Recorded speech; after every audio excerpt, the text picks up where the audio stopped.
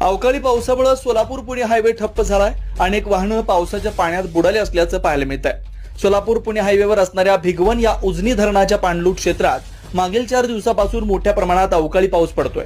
मात्र याच अवकाळी पावसानं आज कहर केला। मे महिन्याच्या उष्णतेच्या लाटेत पावसाचं गारवा आल्याचं दिसतं।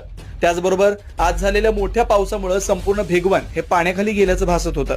अशातच एक इनोव्हा कार याच हायवेवरून पावसाच्या पाण्यातून वाहून गेल्याचं दिसतंय।